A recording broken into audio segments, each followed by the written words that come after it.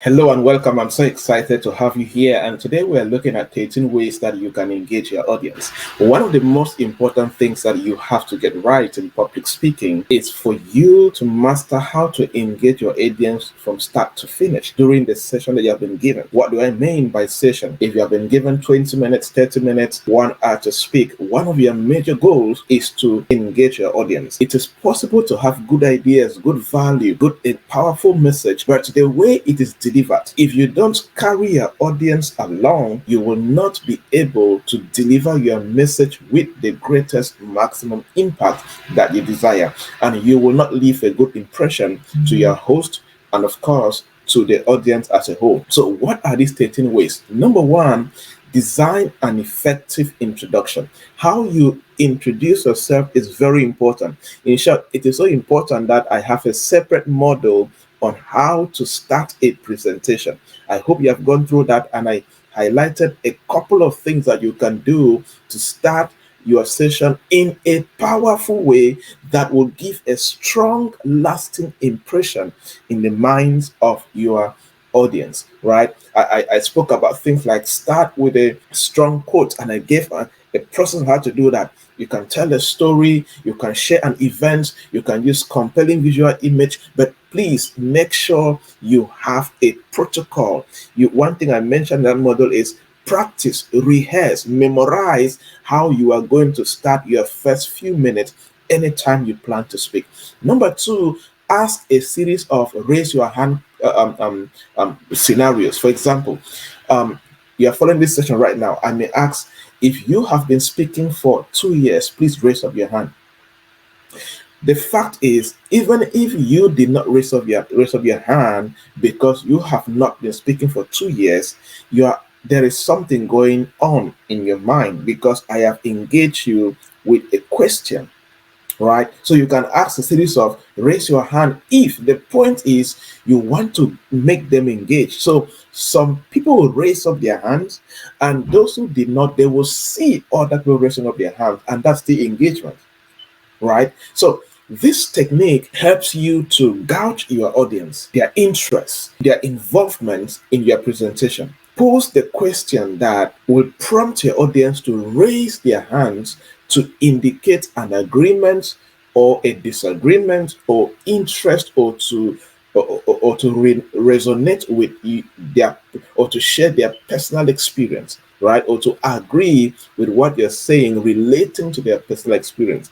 Number three is use a polling tool or an activity. There are some online polling tools that if you are having a session that you want to encourage the use of mobile phones, you can share a link on the board, on a projected screen, and people can copy that link or scan that link and actively participate in a poll, and then you show the result on your screen. Or you can use activity poll, yes or no, and you can ask people shout yes or shout no if you disagree. And the poll could be simple. The people with the loudest response are the winners, and the people with the lowest response are the losers. So you can ask a question.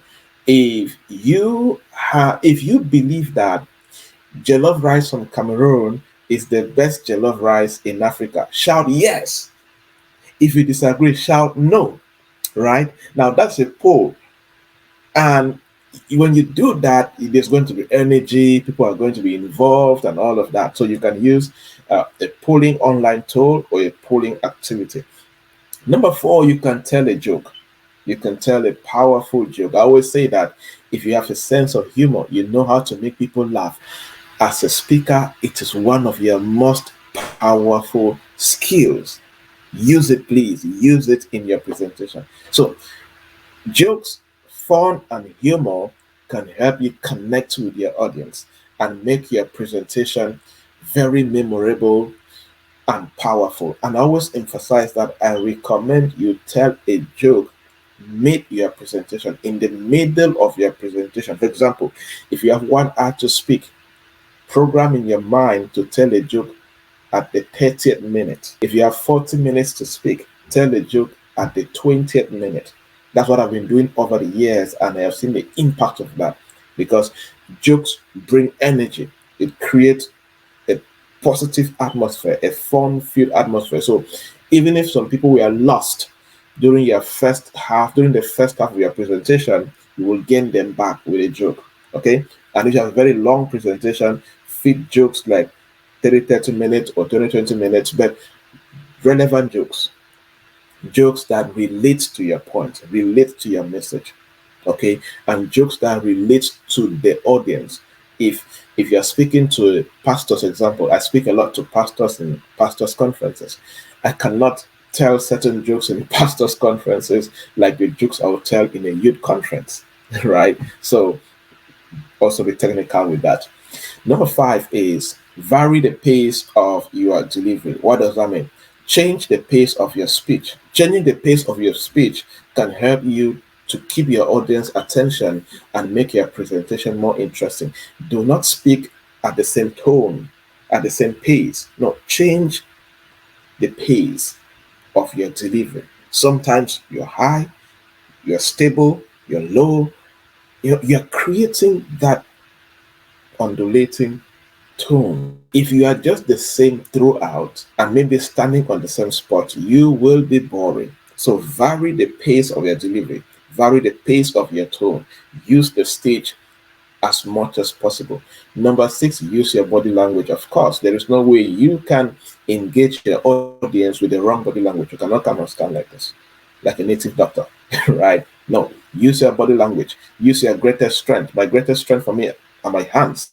And then if I'm on stage, I move the way I move on stage. I have different gestures, how I move on stage, how I stand, there are many things that I have mastered when it comes to body movement. You can do some gestures, eye contact, movements to help you convey your message and engage your audience. So use your body language as much as you can. Don't just be a standstill institution or a tree, right? You're not a tree. Move. Make good use of the beautiful body that you have. And that's why, just to add a side note, I like to do physical activity before I go speak in any event because it keeps me pumped up. I can do push-ups, 60 push-ups. I can run around before I go speak. It makes me feel so good and so excellent. Okay, use your body language. Number 7 is use stories and examples. This is like the gold mine. I mean, one of the most, I use this a lot, almost like in every presentation that I use. Stories, right? There's even another session on how to tell a story, how to master the art of storytelling as a public speaker. It's very important. Stories are very powerful. Examples are very powerful. Learn how to use stories and examples to keep your audience, and use stories and examples too, depending on your session. For example, if I'm speaking for 1 hour, I always tell at least 4 stories or 2 stories, 2 examples. But I like to mesh them together, stories and examples, because I'm giving an example. I'm talking about a client, a coaching client, a speaking event, something that happened to me, my family. Use stories and examples and feed them accordingly throughout their presentation, depending on how long you have, because stories will help you illustrate your points and make your presentation very relatable. And because people love stories, people love to hear um, things about other people, so you use it to your own advantage. Number 8 is offer a call to action. Very important. Sometimes you can use this technique after you teach a particular point. You initiate a call to action, or you do this towards the end as your closing remarks. You tell them, okay, out of the things I've shared with you, you can practice these in your life, in your career, in your business. Give your audience a reason to act on your message by offering a call to action. Tell them what they can do. Personally, for me, I like to give things that they can do and give a deadline. When it comes to call to action, personally for me, I always like to give call to actions with deadlines and give a simple process to follow. For example, in the next 3 months, every day for 30 minutes for 1 hour, do this and this and this, and you will see the impact of what you've learned today in your career, in your business, in your personal life, right? Number 9 is create what I like to call joyful activities. Create joyful activities, activities that create joy and build momentum. For example, when somebody contributes something, I always like to ask people to clap for the person, please, clap for the person, right? Or when I want to create a powerful scenario, like, look, based on what this person has said. My goodness, we need to do something special for him. Everybody, can you give him a standing ovation and shout, "You are amazing"? Right? You are doing that in different scenarios. Some people will think that you're doing it for the person, but you as a speaker, you know that you're also doing it to engage the whole hall so that they are available mentally and physically. Right? So create joyful activities. Number 10 is deliver with confidence and a clear voice. A confident and a clear voice is very powerful. There is no way you can ever engage your audience if you are not confident and you don't sound very clear, right? Project your voice with confidence, clarity, and enthusiasm. I am not saying that you should fake it. No, be you. Don't copy anybody. You have uniqueness and style that God gave you. Project it, develop it, harness it. But don't be, hello everybody, good morning. Yeah, welcome to the session. Good to have you here. And then that's how you talk throughout the session, right? No. Train yourself.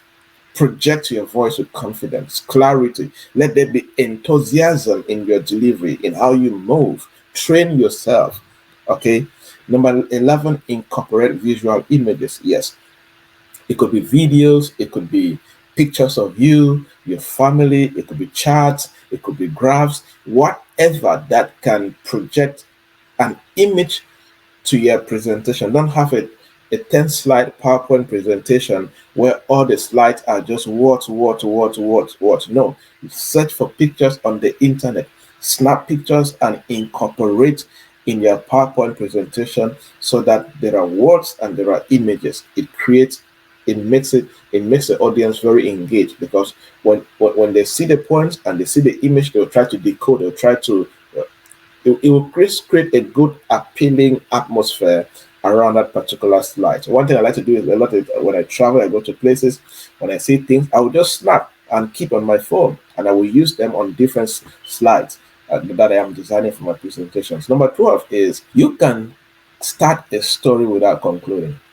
This is very powerful, and this is good when you're really good at storytelling, right? You can start a story without concluding. I've used it a couple of times when I will start a story. I will not conclude. I'll conclude at the end.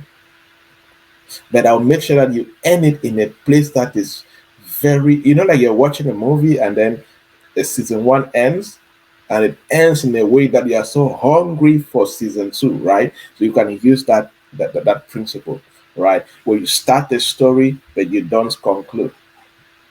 You conclude at the end. It keeps people very alert to hear how you will end that story, right? So begin by sharing a very intriguing story, but intentionally pause, stop, or leave the story unfinished and finish it towards the end. And number 13, assign simple tasks to the audience. Yes, you can assign simple tasks to the audience, engage the audience by assigning them small activities or tasks related to your topic. This could be small tasks like ask them, please, can you share with your neighbor your first ever speaking experience? How was it? Were you embarrassed? Was it good? How will you rate yourself between then and now? Or you can ask them, describe the activity, can be that they should write something about themselves. For example, write your top 5 strengths as a public speaker, right? Then they begin to realize you engaging them in your session. So you can use all of these activities, asking them to share their thoughts with a neighbor, with somebody they're sitting by, or ask them to write down their ideas. It's going to engage them in a powerful way. These are just some that I have used in different cases, and you can also create some for yourself. Absolutely, you can create some for yourself. You can experience things and see what somebody would do. Maybe you're watching a movie, you can pick up things that you can do in your public speaking setting to carry your audience along and heavily engage them. But make sure that you are intentional about this and you fit any of these techniques in the midst of your presentation as you lead people along as an amazing speaker. Keep shining, keep building. Cheers.